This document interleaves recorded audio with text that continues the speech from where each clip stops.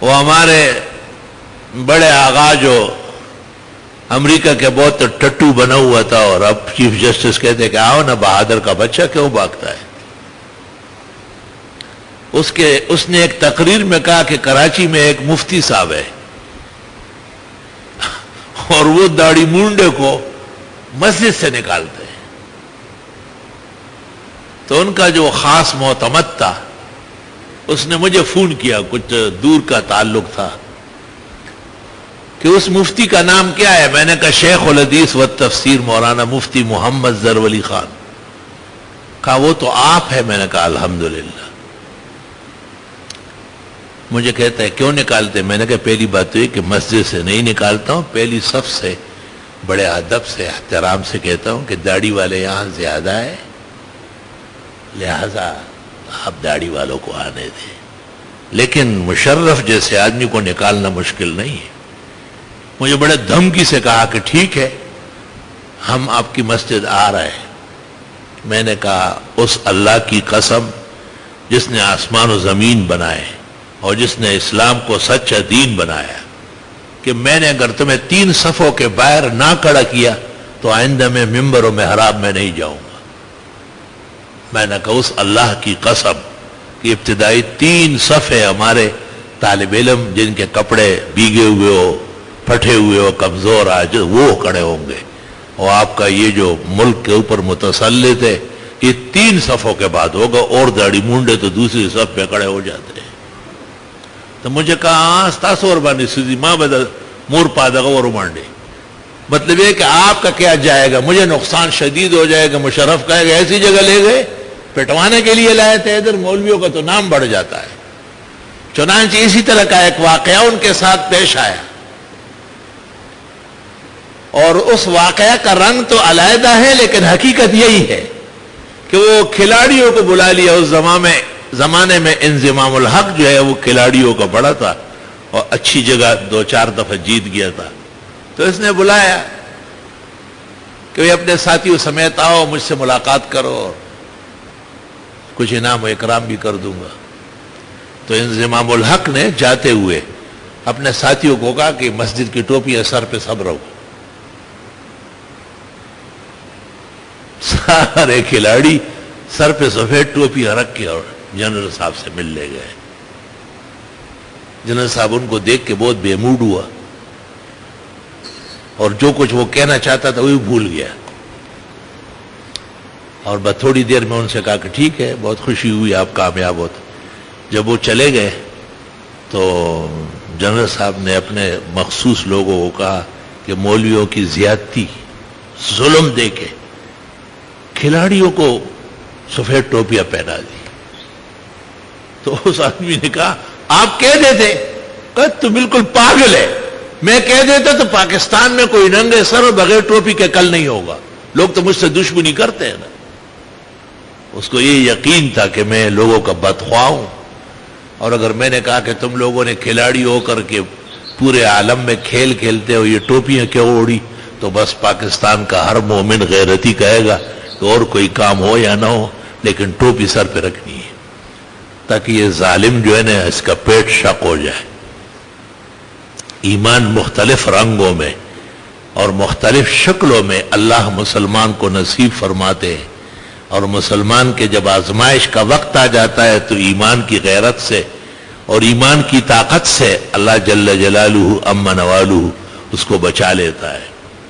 اس لیے میں عرض کرتا ہوں کہ اپنے محور سے، اپنے مشائخ سے، اپنے عقیدے سے پختہ رہو اور آگے پیچھے مت ہو.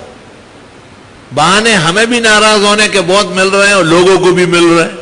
بہانہ تو اگر بنانا ہے تو سیکنڈ میں بن جائے گا.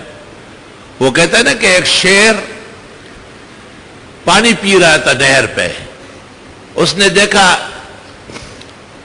کہ پیچھے جا کے ایک بکری بھی پانی پی رہی. تو شیر کو بھوک لگی اور ویسے ہی بکری کو دیکھ کے اور بھوک بڑھ گئی. شیر آج کل لوگوں کو کھانے کے لیے بدھ کو میدان میں آ رہا ہے. تو وہ خود کہتے کہ شیر دھاڑے گا اور دراڑے گا. پہلے تو یہ عقل پیدا کر لیتے کہ کسی حلال جانور کا نام رکھ لیتے. شیر تو مردار ہے.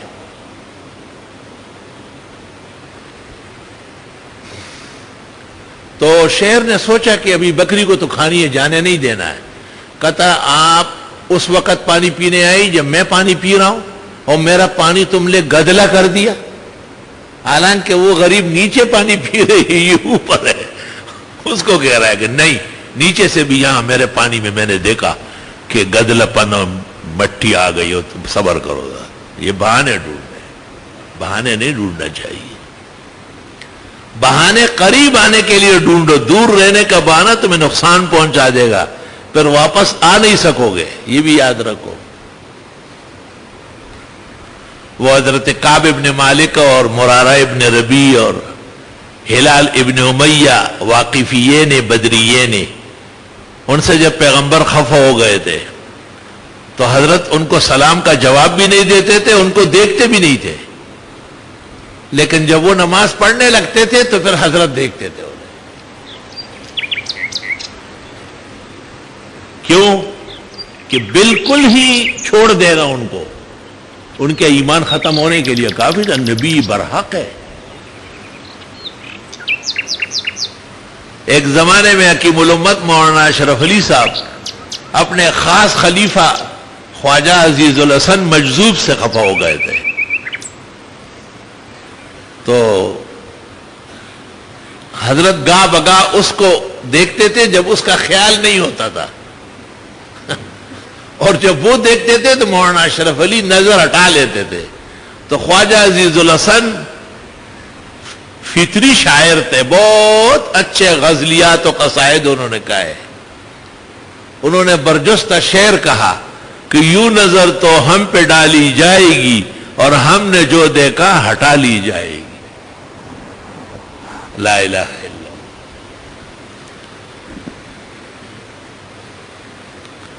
وہ امام ابو یوسف رحمت اللہ علیہ، اسلام کا پہلا چیف جسٹس قاضی القضات، جو اللہ تعالیٰ نے امام ابو حنیفہ کی تعلیم سے اور تربیت سے مقام عظمت علم و عمل تک پہنچایا تھا. کہتے ہیں امت مسلمہ میں امام ابو حنیفہ کے بعد سب سے بڑے عالم تھے، تا قیامت ان کی نظیر نہیں آ سکے گی. 42 سال قاضی القضات رہے، چیف جسٹس، اور عالم اسلام کے، یہ نہیں کہ کسی ایک چھوٹے سے ملک کے یا صوبے کے. اور اس زمانے میں ہارون رشید کی حکومت تھی اور 30,000 مربع میل میں ان کا اسلامی حکومت کا جھنڈا لہرایا جاتا تھا. تو امام ابو یوسف کو خلیفہ ہارون الرشید نے کہا کہ حضرت امام محمد جو آپ کے ساتھی ہے اور وہ بھی ابو حنیفہ کے شاگرد ہے، سنا ہے بہت بہترین کلام کرتے ہیں. امام شافعی کہتے ہیں ان کے بارے میں، شیخنا محمد بن الحسن اذا تکلم فکأنما العربیہ تنزل علی لسانی. دیکھیے ابن حجر کی کتاب توالی التاسیس بمعالی محمد ابن ادریس. ہمارے استاد امام محمد جب عربی بولتے ہیں ایسا لگتا ہے جیسے نازل ہو رہی ہے.